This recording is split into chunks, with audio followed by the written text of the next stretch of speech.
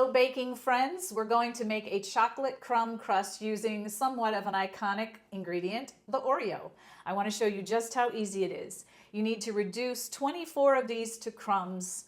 You can either use a food processor, you can use a blender, you can use a zipped bag with a rolling pin. Either way, you want fine sand-like crumbs. Remember, the finer the crumbs, the sturdier the crust will be in the long run. Let's get started. So I'm going to put 24 Oreos into the food processor here. 15, 16, 17, 18, 19, 20.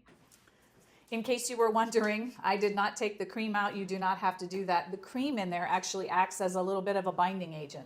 Let's get these things started.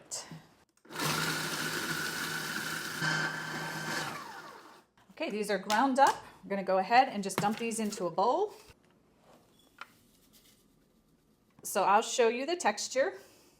That's what you should be looking for. This is about 2 cups, which is 290 grams. We're going to go ahead and add 2 tablespoons of sugar in. These cookies are sweet all on their own. They don't need sugar. We're adding the sugar as a binding agent. Whenever this is baked, the sugar melts and then it binds the crumbs together so that you have a nice solid crust when you're done and it doesn't crumble as much. While we're making the crust, you want to go ahead and turn the oven on to 350 degrees. We're going to stir this sugar in so it's nice and incorporated. Next, we're going to pour our butter in. This is 1/4 cup, which is 1/2 stick, or it's 56 grams.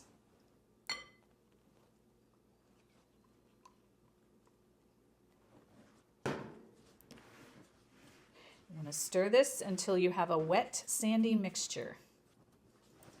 Going to spray our pie dish with a little non-stick spray.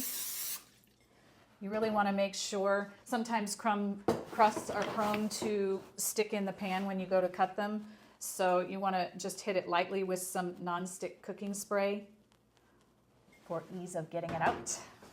And now we're going to dump the crust in here. I usually just kind of spread it around with my hands.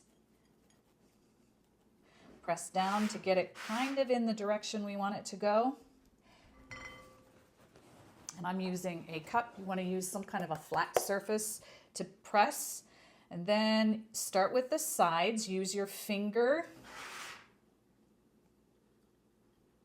And you just want to go the whole way around.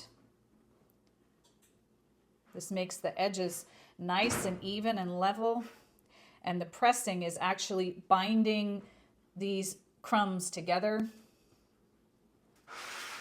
I'm pretty sure if you've made a crumb crust, you know what I'm talking about. You go to cut it and it starts to fall apart.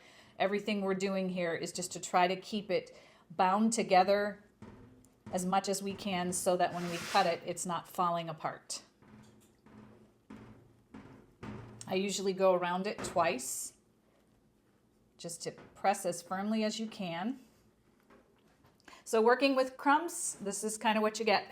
Now you just want to work on the bottom, and you're basically doing the same thing. You're just pushing, pressing firmly so that you're binding the crumbs, the butter, the sugar, you're getting it all bound together. And really, that's all there is to it. Now we're going to put this in the oven at 350 and bake it for 8 to 10 minutes. Every oven is different. If you know your oven heats a little more, you might do 8. 8 to 10 would be about the limit. So we're going to put this in the oven at 350. And I'm actually going to set the timer for 10 minutes. While our pie shell is baking, I just wanted to share a tip with you. You might be wondering why we're baking an Oreo crust. Do you have to bake it? No. The short answer is you can freeze it and use it in a frozen state.